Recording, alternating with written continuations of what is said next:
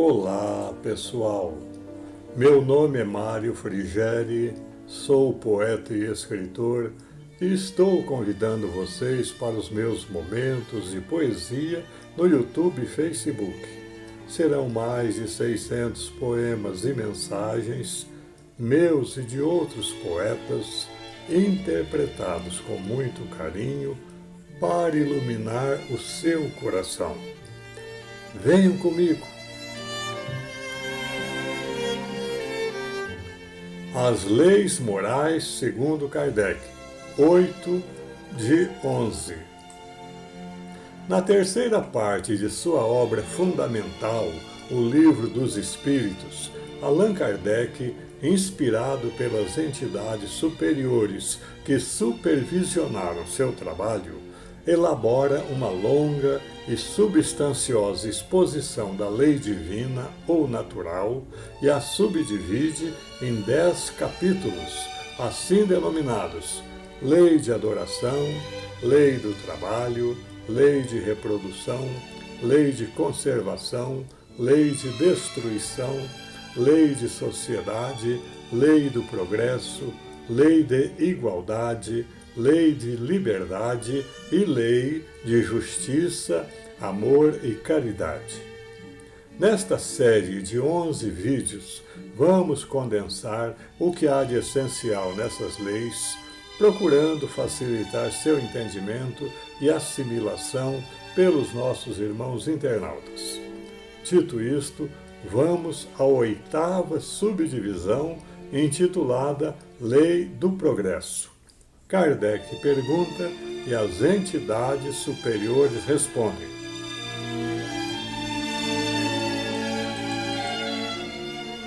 Pergunta: o homem encontra em si mesmo a força para progredir ou o progresso é apenas fruto de um ensinamento?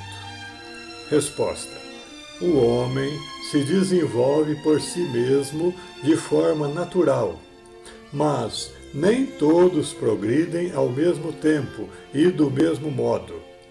Dessa forma, os mais adiantados auxiliam o progresso dos outros por meio do contato social. Pergunta: o progresso moral acompanha sempre o progresso intelectual? Resposta: um decorre do outro, mas nem sempre o progresso moral acompanha o intelectual. Pergunta: como pode o progresso intelectual proporcionar o progresso moral?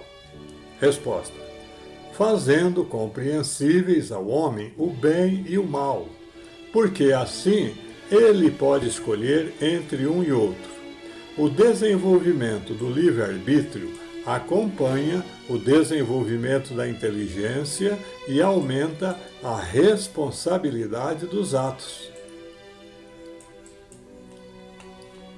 Pergunta: então, por que muitas vezes acontece de serem os povos mais instruídos os mais pervertidos também? Resposta: o progresso completo constitui o objetivo de todos.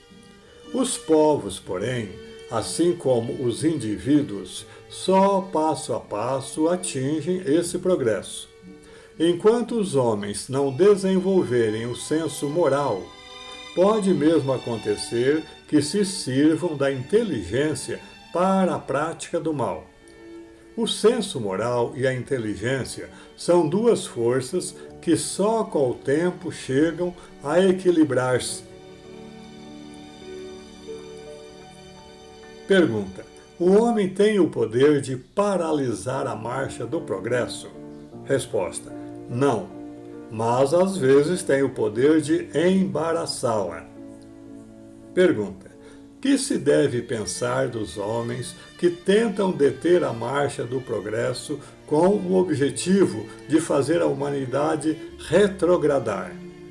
Resposta: pobres seres que Deus irá disciplinar com severidade, serão levados de roldão pela torrente que procuram deter. Pergunta: o aperfeiçoamento da humanidade sempre segue marcha progressiva e lenta? Resposta: há o progresso regular e lento que resulta da força das coisas. Quando, porém, um povo não progride tão depressa quanto deveria, Deus o sujeita de tempos a tempos a um abalo físico ou moral que o transforma e o leva a progredir. Pergunta: não parece que, pelo menos do ponto de vista moral, em vez de avançar, o homem caminha para trás? Resposta: tu estás enganado. Observa bem o conjunto e verás que o homem se adianta, pois compreende melhor o que é o mal e vai dia a dia reprimindo os abusos.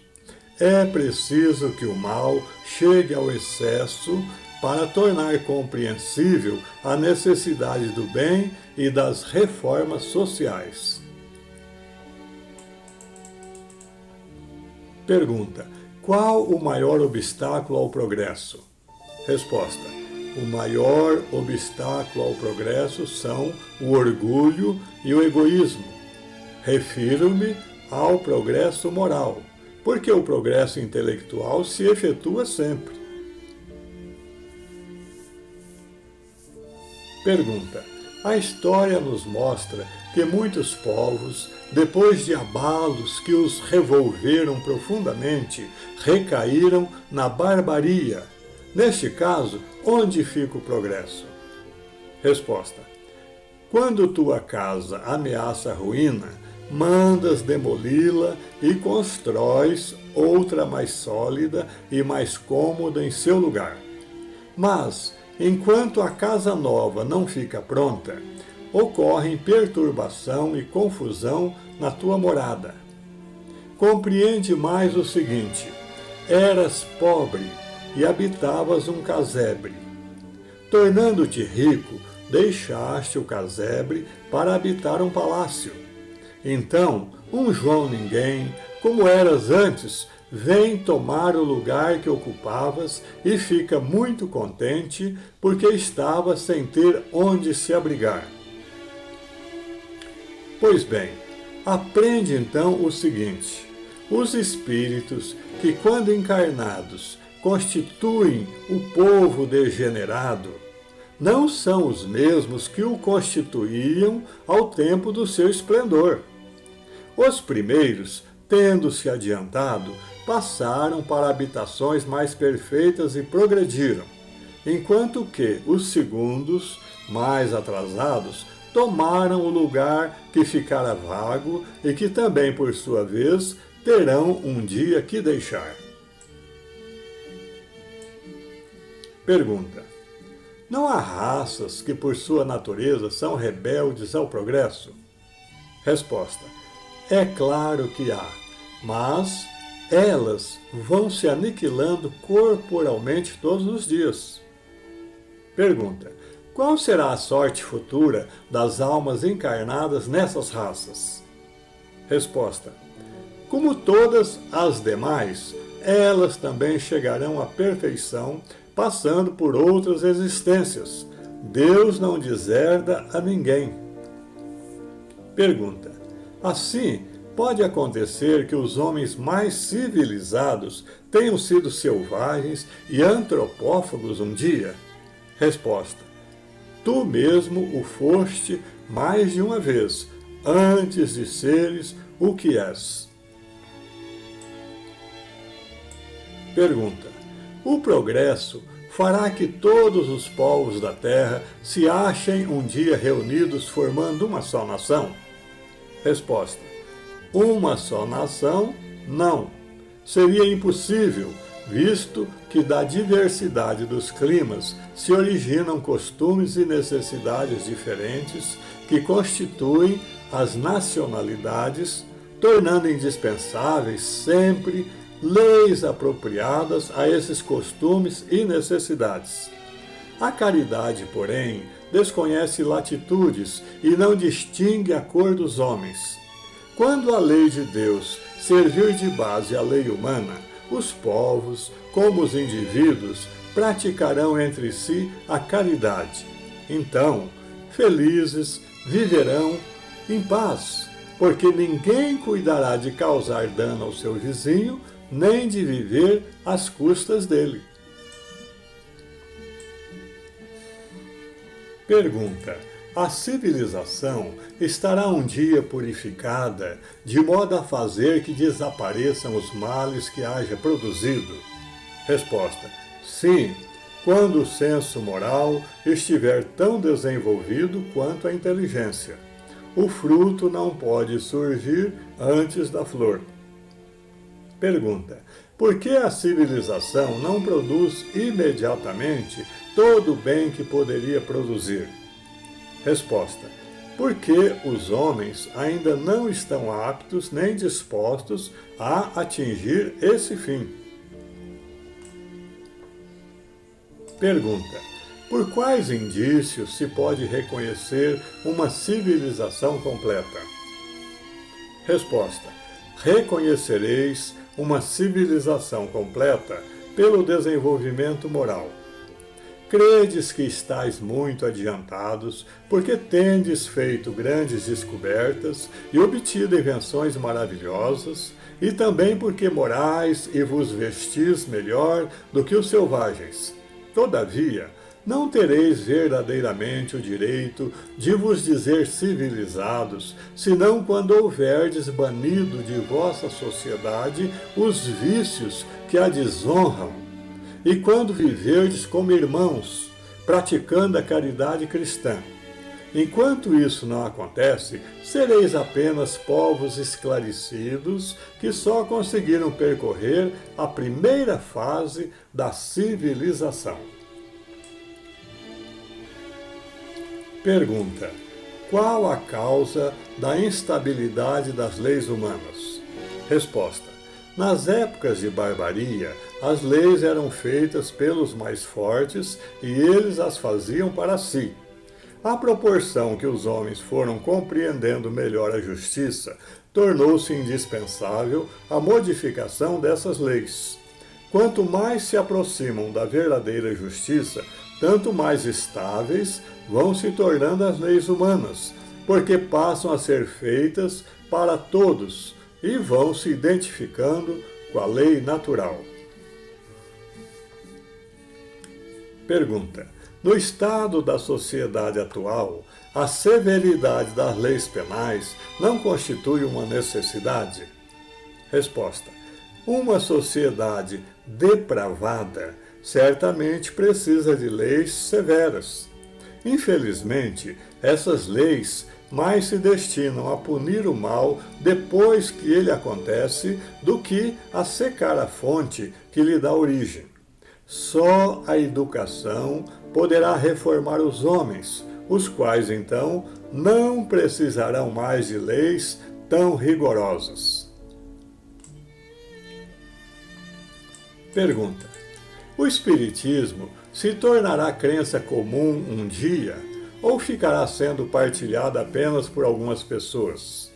Resposta: certamente que se tornará crença geral e marcará nova era na história da humanidade, porque ele faz parte da natureza e chegou o tempo em que ocupará lugar entre os acontecimentos humanos. Terá, no entanto, que sustentar grandes lutas, mais contra o interesse do que contra a convicção, porque não há como ignorar a existência de pessoas interessadas em combatê-lo, umas por amor próprio, outras por causas inteiramente materiais. Porém, como essas pessoas virão a ficar isoladas, se sentirão forçadas a pensar como as demais, sob pena de se tornarem ridículas. Pergunta: de que maneira pode o Espiritismo contribuir para o progresso? Resposta: ele pode contribuir para o progresso destruindo o materialismo, que é uma das chagas da sociedade, e fazendo com que os homens compreendam onde se encontram seus verdadeiros interesses. Deixando a vida futura de estar velada pela dúvida, o homem perceberá melhor que por meio do presente lhe é dado preparar o seu futuro. O Espiritismo, ao abolir os prejuízos causados por seitas, castas e cores, ensina aos homens a grande solidariedade que os há de unir como irmãos. Pergunta: por que não ensinar os espíritos em todos os tempos o que ensinam hoje? Resposta: porque também não ensinais às crianças o que ensinais aos adultos, e não dais ao recém-nascido um alimento que ele não possa digerir. Cada coisa tem seu tempo. Os espíritos ensinaram muitas coisas que os homens não compreenderam ou adulteraram, mas que podem compreender agora. Com seus ensinos, embora incompletos, prepararam o terreno para receber a semente que está frutificando. Pergunta: visto que o Espiritismo tem que marcar um progresso da humanidade, por que os espíritos não apressam esse progresso por meio de manifestações tão gerais e patentes que até os mais incrédulos venham a acreditar? Resposta: estais desejando milagres, mas Deus espalha milagres a toda hora diante dos vossos passos, e, no entanto, ainda há homens que os negam. Por acaso, o próprio Cristo conseguiu convencer os seus contemporâneos por meio dos prodígios que operou?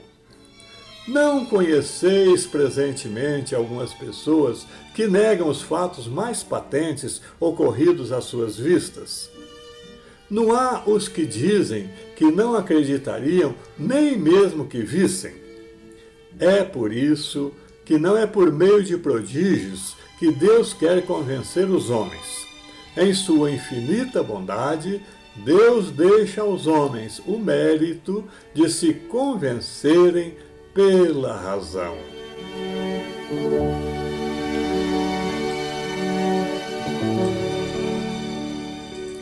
A Lei do Progresso 8. Caros amigos internautas, como pode ser lido em O Evangelho segundo o Espiritismo? Segundo Santo Agostinho, o progresso é lei da natureza, e a essa lei todos os seres da criação estão submetidos pela bondade de Deus, a qual deseja que tudo se engrandeça e prospere até a perfeição. A própria destruição, que para os homens representa o final de todas as coisas, é apenas um meio de se chegar a um estado mais perfeito por intermédio da transformação, visto que tudo morre para renascer e nada sofre aniquilamento real.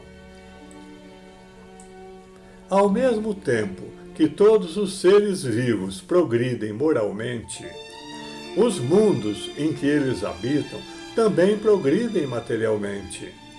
Quem pudesse acompanhar um mundo em suas diferentes fases, desde o instante em que é criado até o momento em que irá se dissolver no infinito, iria vê-lo percorrer uma escala incessantemente progressiva e oferecer aos seus habitantes uma morada cada vez mais agradável, à medida que esses próprios habitantes forem avançando na senda do progresso.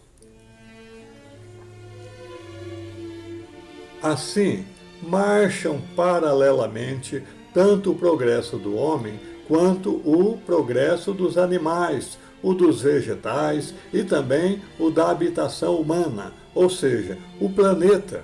Porque no seio da natureza nada absolutamente permanece estacionário. Segundo essa lei, O planeta Terra esteve no princípio, tanto material quanto moralmente, no estado inferior ao estado em que se encontra hoje. E sob esse duplo aspecto, se elevará a um grau mais sublimado no futuro. Hoje, o planeta se encontra em um dos seus períodos de transformação, em que, de mundo de provas e expiações, passará para mundo de regeneração, onde os homens serão ditosos, porque nele há de imperar soberanamente a lei de Deus. Dessa forma, a lei do progresso universal é infinita, e nada nem ninguém conseguirá escapar a esse abençoado fatalismo estabelecido por Deus.